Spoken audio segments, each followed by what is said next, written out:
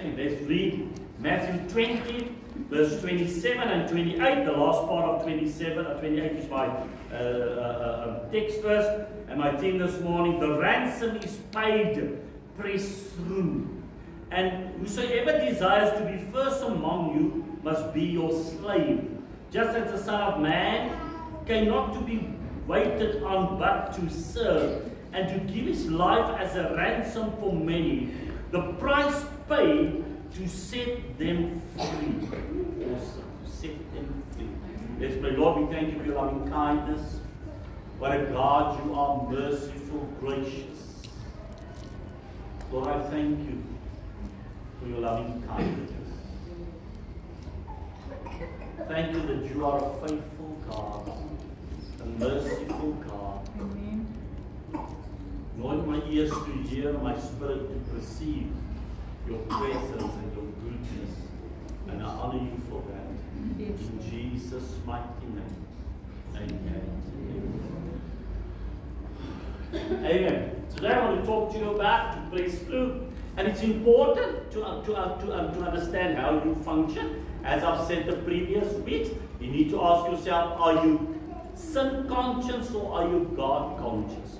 Because that will determine how you will pray, how you will trust God, how easy the enemy can work with you or not. Because if you are a sin conscious person, you'll always feel in guilt and feel condemned, never up to the standard that you think God requires of you and I. And you'll also see that you will feel that you are like an orphan, always an outsider. Those are the people say, I don't think God's going to, before you pray, you say, but I don't think God's going to do it, I don't think God's going to come through. And that is just to show you that you're part of those people with a God-conscious, a sin-conscious nature or mindset. Not nature, you have a new nature that's in Christ, but a mindset. And it's easy to remember in all of this. If you accept something, it becomes part of your life. If you don't accept the word of God, it cannot be part of your life. The day I gave my life to the Lord Jesus, the word came and said, you will forgive me all my sins and my iniquities. Amen. When I received that word and I accept that it is so, because God spoke it, it changed the outcome of my life. There are many people that also gave their life to Christ, but they have this whole battle in their life that God did not really forgive them. He did not really cancel their sins. And therefore, there are many people that are still going back and say, but because of that sin, this thing is running in my life. Because of that sin, I can't get healed, cannot get free. It's all to do what you accept. Amen. As I say, some people say, but we don't speak in tongues. We don't believe in the power of the Holy Spirit. But then I ask them, it's because you don't believe. Amen. What is faith? Faith is to receive what the word says. Amen. Faith comes by hearing, and hearing by the word of God. So when you receive something, it will change the outcome of your life. The ransom has been paid.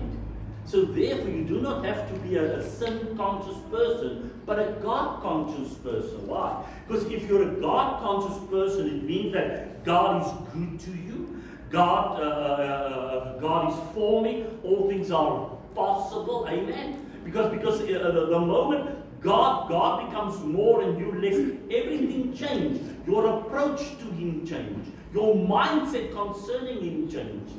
But if you're a sin-conscious person, you'll always feel that God is not for you. But if you're a God-conscious person, remember, I'm not talking about a self-righteous person. No.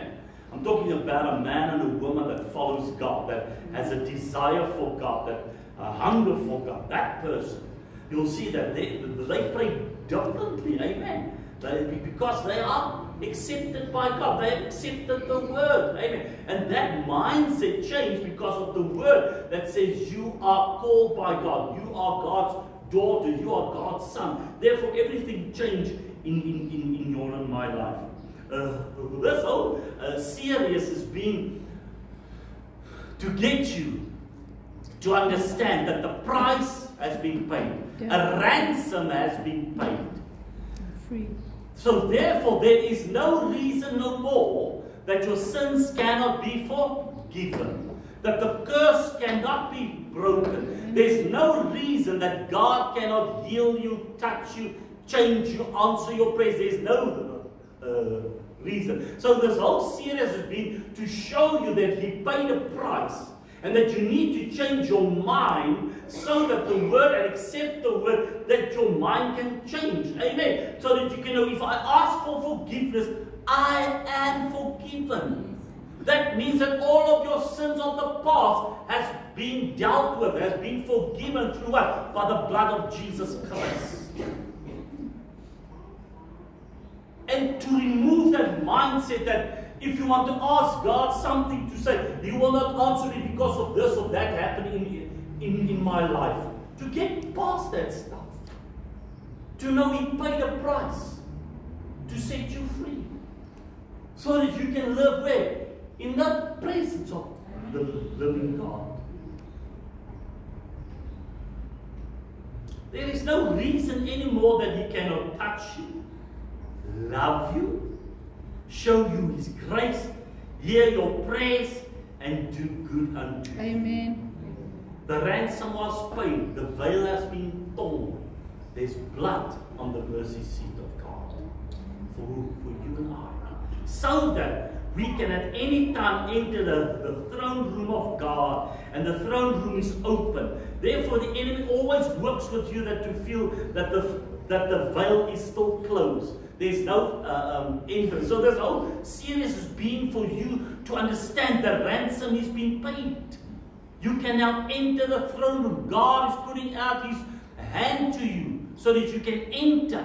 Amen. So that you can live a life as you desire. Because in the Bible, like the scripture says, John 10 verse 8, He came that I may have and enjoy life. When? To the fullness.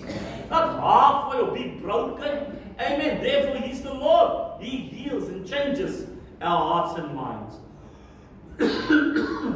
In 2 Samuel 15, we read about Absalom. That early in the morning, the Bible says, early in the morning, he went to the roadside. And everybody that wanted to see the king, he talked to them. He stopped them, talked to them, canceled them, telling them the king is too busy. The king will not hear you. There's nobody at the king's house that will show you grace and mercy. Then people will tell them their case, and then he would say, no, you have a good case. Go do this and this. So he came out to what? To stop the throne, that you cannot enter the throne. Did the king change? Did Solomon change? No. He still had David. Did David change? No, he did not change. He was the same king. He still had mercy. He still had grace. But Absalom told him the king is too busy. And this is what Satan is. He's like Absalom, standing at the by-side, at your road, coming to work with you, to tell you God has changed. Amen? Tell you He's got no hand to touch. He's got no ear to hear.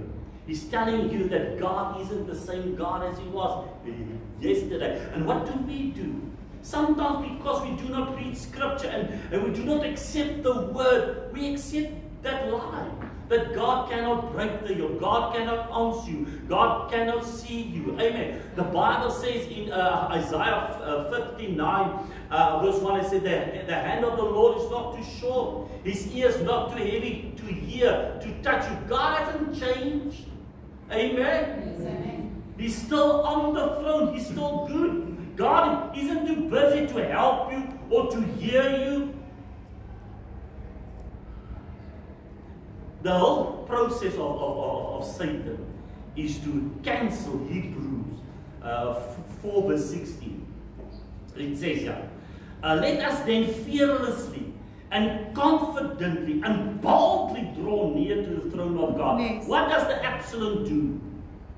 That you don't have liberty anymore. He cancels that thing of the king, and that will be fearless and confident and bold. You will not draw to the grace of the throne, because you will think that the throne of God is not merciful or gracious anymore. Amen. The throne of God's unmerited favor to us. that we may receive. What will you receive at the throne? Mercy for all your failures. Amen. And find grace to help in good time for every need. Appropriate help. Isn't it very nice? Appropriate help and well-timed help. Coming just as we need it. What does the Absalom do? Revert you from the throne. The king is too busy. The king will not see you. But the ransom has been paid. The king has never changed. Amen. Therefore the Bible comes and reminds you and I in Hebrew 13 verse 8, Jesus Christ, yesterday, today, and forever is He the same. He does not change. Amen. He's a faithful God. Amen. He did not lose His power or His ability. He is still awake over His word to perform His word, to change the outcome of your and my life. So therefore, you and I can stand up this morning and know He will, if you're going through a difficult time, what will He do? He will hear you. God sees you. God knows about it. He did not change. Amen. Will God give you justice? He will. Will He heal the sick? Yes, He will. Will He break that curse? Yes, He will, because He's the Lord God of all. Amen. I want to say this. You need to press through. I know people say that you don't have to pray that much. But that's not true. The Bible says in Matthew 6 verse 16, but you, when you pray, go into your room and lock the door. And the God in secret will hear you. And the God that sees you and the God will is with you will reveal you in the open. Am I right? I want to say this to you. The Bible says seeking. You still have to fast and pray. Fasting and praying is still important to you and I. To go to fast and pray on second edge is still vital for you and I. Prayer is based. If you start with prayer in books and so on, they always go back to when Jesus was in Gethsemane, when He asked His disciples, "Were you not able to pray an hour with me?" So your and my goal as a child of God is to pray an hour. Amen. Why? So that you can have the breakthroughs, so that you can be disciplined. It is so. The less words you have, the less words you pray, the less time you'll spend in prayer. Your prayer life is built around the word. The more words you know, the better your prayer time will be. Why? Because your focus is on the Word of God, who He is, what He has done, not through your emotion or your mindset. Amen. Sometimes we allow our emotion to dictate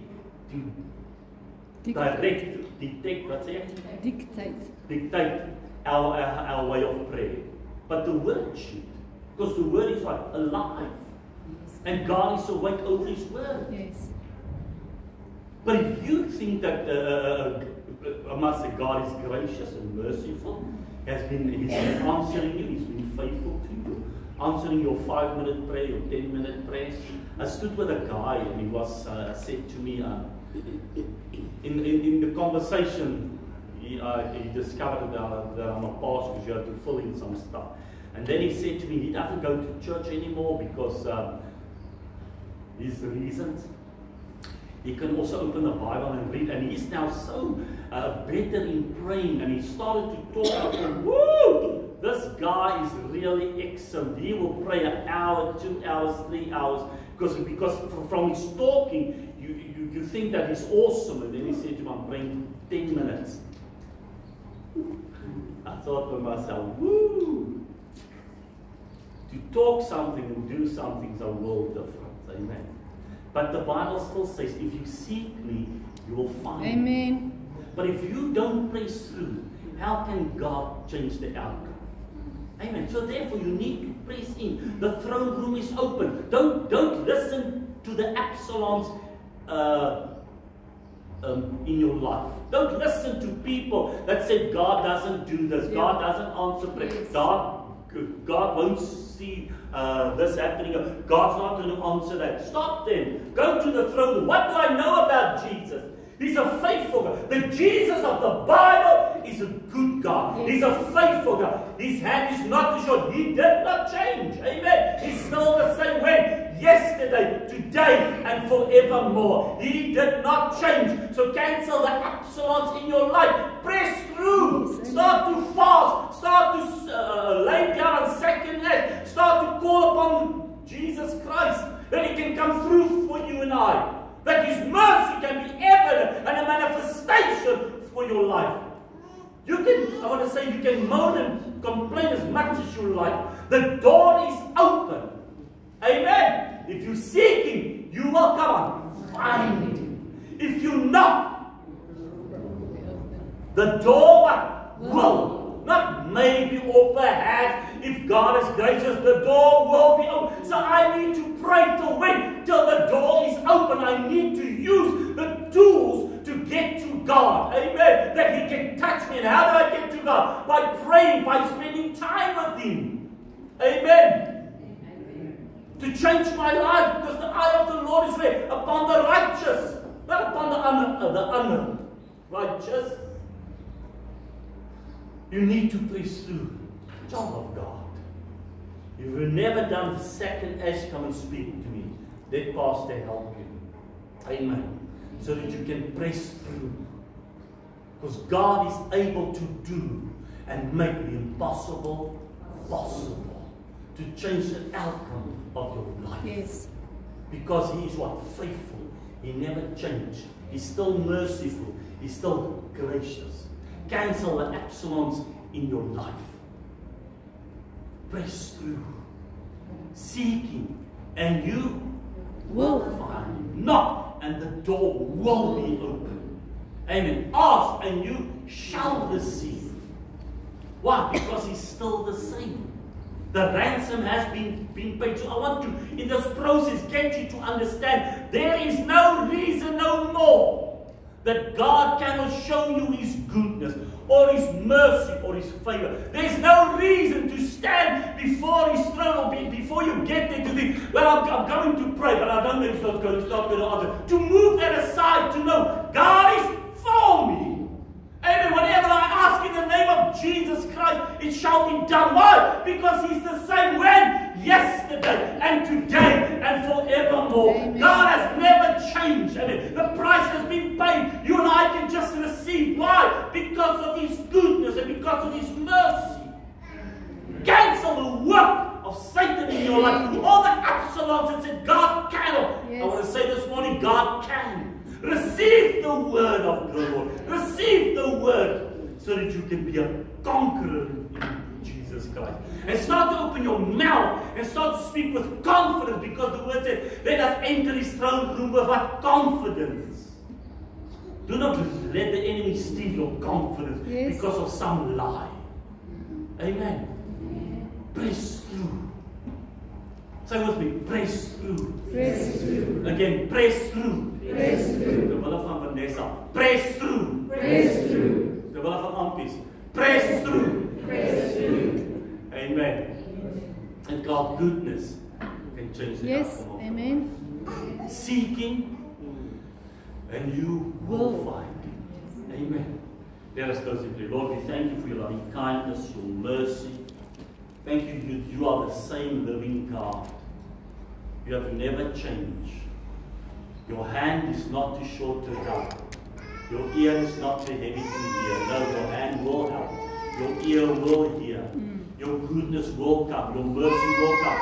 Because that is who You are. You're a God of grace and a God of mercy and a God of favor. And we are the redeemed of the Lord. Lord, You've paid a price for us. We have accepted the word of salvation. Therefore, our names are written in the Lamb's book of life. Therefore, we have confidence to know that I can say, God, You are my God. And everything about You, Lord, is the things I like. You are a good God. If I had to choose a God, I will choose You again. Yes. For You never change. You are good. You are merciful. You are wonderful. Thank you for being such a wonderful and awesome God to us. We honor you for that. Amen. Amen.